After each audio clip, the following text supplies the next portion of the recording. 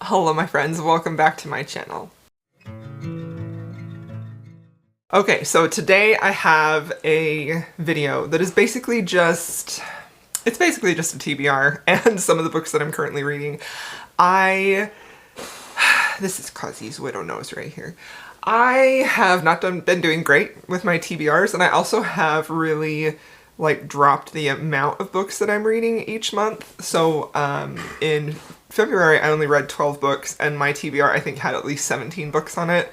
And I just, I feel like I need a little bit of guidance each month so that I know these are things I want to try and read, but if I have too many options, then I kind of get paralyzed and I'm like, well, I just don't even know what to pick next, So for this TBR, I originally thought I'm gonna do 5 books. I'm gonna only do 5 books, and those are the ones that I have to read in March. And so I did that, and then I had another book just came in from my library, and I was like, well, I'm gonna include that one too. So these are the 6 books that I absolutely am going to be prioritizing in March to read. So I'm going to talk a little bit about the books that I am actually in the middle of right now, and by the time you're seeing this, I may be finished with them. I've kind of taken a little bit of a break, you may have noticed, from vlogging. I just was sort of feeling a little overwhelmed with family, health, work, book balance, and vlogging, which is something that I love and is a passion project of mine, and it just seemed like one extra thing I just didn't have the mental space for, so I kind of put that on hold. But I will be talking about all the books that I read, obviously, because I just love doing that. So I will have a recent read video come out, but I also, with everything, how I've been feeling, I also haven't been reading a lot or as quickly, and so I haven't really had a lot of stuff to vlog about. I've still been reading, but instead of reading maybe 2 or 3 books a week, it's maybe 1 or 2 at the most. So, and that also goes along with the fact that I'm kind of struggling with audiobooks right now, except for, segue into this video actually, except for the book that I'm currently reading right now, which is Slave to Sensation by Nailani Singh. So this is the book I'm currently reading. I did feature this in a previous video where I tried a chapter from several different books to see which one first grabbed my interest, and this one definitely was the one that did.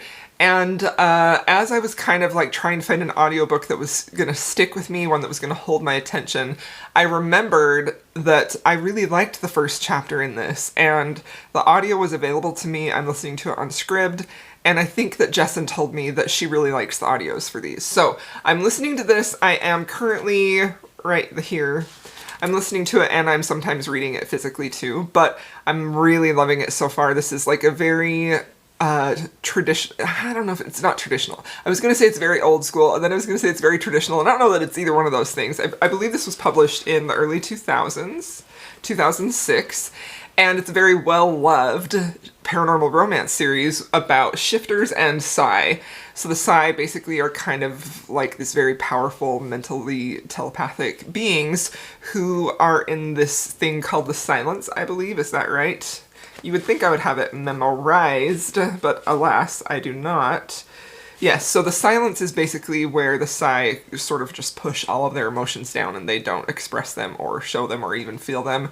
And then you have the Changelings, who are the shifters, who are very much ruled by their passions and feelings very closely to animals. And so the romance in here is between a shifter who is trying to find out who a serial killer is killing all of these changeling women, leopard shifters and wolf shifters and things like that, and he believes it's somebody in the Psi community. And then we have a Psi woman who is actually having some feelings, and she's very concerned because she's not supposed to. So it's a very interesting setup, and I'm really, really loving it so far. So I anticipate this will be at least a 4-star, probably a 5-star. I'm really enjoying this a lot, and it's been on my TBR for years, and so many people have asked me to read it. Esty got me this book for Christmas, and I was like, it is time to read this. So happy about that one. That one for sure is going to get finished. So with this video, I tried to pick books that I think I will for sure be prioritizing, So that's why I put that one on there, because I'm actually already halfway through it. So the next one, the one that I'm also currently reading on my Kindle right now, is Next to You by Hannah Bonham Young. This is a contemporary romance that was recommended to me by Zay on Instagram, and I also know that Caitlin really, really loves this book, and Caitlin has an interview with the author on her YouTube channel.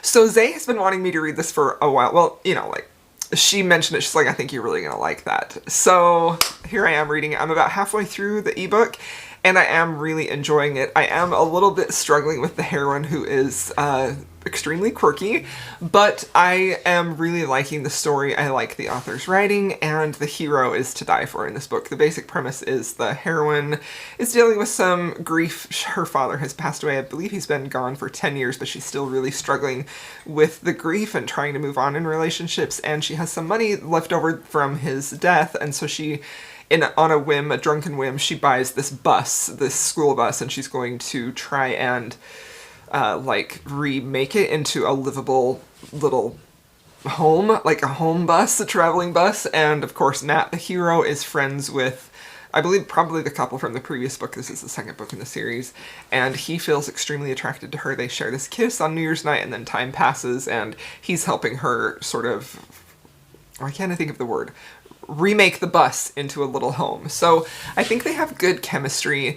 I'm not 100% sure what my rating will be on this, but I am enjoying it. I just, again, like, my biggest issue at this point is the heroine. I'm really struggling with her. She's, I don't necessarily hate an unlikable heroine, but I don't particularly like this type of quirky, pushing everybody away type of heroine. So anyway, I will save all further comments until I'm finished with that. But so far, I really like the hero a ton. Okay, so now the next book that I actually just barely started, and even though it's another audio, is Elantris by Brandon Sanderson. So I am a huge Brandon Sanderson fan. This year I want to reread the Mistborn series, or at least the first three, and then move on to the second generation of Mistborn. And I decided that in order to do that, I was going to start at the very beginning, and I have never read Elantris before. I have read the Mistborn trilogy, the first three. So this is actually Brandon Sanderson's debut. I'm a huge fan of his books. I think he's an incredible writer, a very good storyteller, and his fantasy worlds are so unique and interesting. And I always have a big interest in reading an author's debut book, or not always, but currently. The last few years, this has been a big interest of mine, especially if I'm pretty familiar with that author's work. I want to see what their first book was that got published and how they've grown. I just find that to be so interesting and fascinating, especially when it's somebody who is a traditionally published author, I think, because I mean, the bar is there where the first book had to have been good enough to have been acquired to be published in the first place, and then I want to see and compare that with his current books. So this is basically a fantasy world that is often recommended for people who are new to fantasy because the fantasy elements are pretty light, but it's basically about a man who has acquired this magical sickness, and therefore he's sent to this, basically a prison city full of other people who have this magical sickness, and he's trying to find a way to bring this community into society and put a stop to the magical sickness. So I think that it sounds interesting. I've been equal parts like wary and excited about this book because I love reading an author's debut, but also I know that it's going to be a lot different than what I'm used to from Brandon Sanderson. So I am excited about that, though. This is the one that just came in for my library, so very hyped about that one. Okay, so now the next three books are, two of them are just books that I'm interested in. They're like top of my mind books that I want to just continuously be picking up every time I think about, oh, I want to read, but then I'm like, oh, I'm currently reading this ebook or this or whatever. So the first one of those is Black Silk by Judith Ivory. This was on my list of historical romances I really wanted to get to this year. I'm just so overwhelmingly curious about this. I don't even honestly know a lot about it other than the back of it basically says her name was Submit. She vowed she never would. She's a young and proper, happily married to an elderly marquess. Then she's widowed and everything changes. And for the first time, she experiences burning irresistible desire in the dangerous embrace of rogue aristocrat Graham Wesset. His touch spoke of experience, and his kiss tempted Submit to give in igniting a tumultuous battle of wills that would ensnare an innocent heart, tempting her with that promise of fiery passion. So, it says this is Judith Ivory, one of the most acclaimed and admired voices in romance fiction, comes a sensuous and seductive classic tale of a remarkable woman and a remarkable love. So, I'm interested in this. I anticipate there's going to be some pretty unique relationship dynamics with the setup, so I don't know. I do have high expectations for this, but I am also preparing myself for unlikable things in here, but I just really want to experience this book. So very excited about that. That one is one that I really want to get to. And another one that I have just like been on my mind constantly. I've been wanting to read more Cormac McCarthy.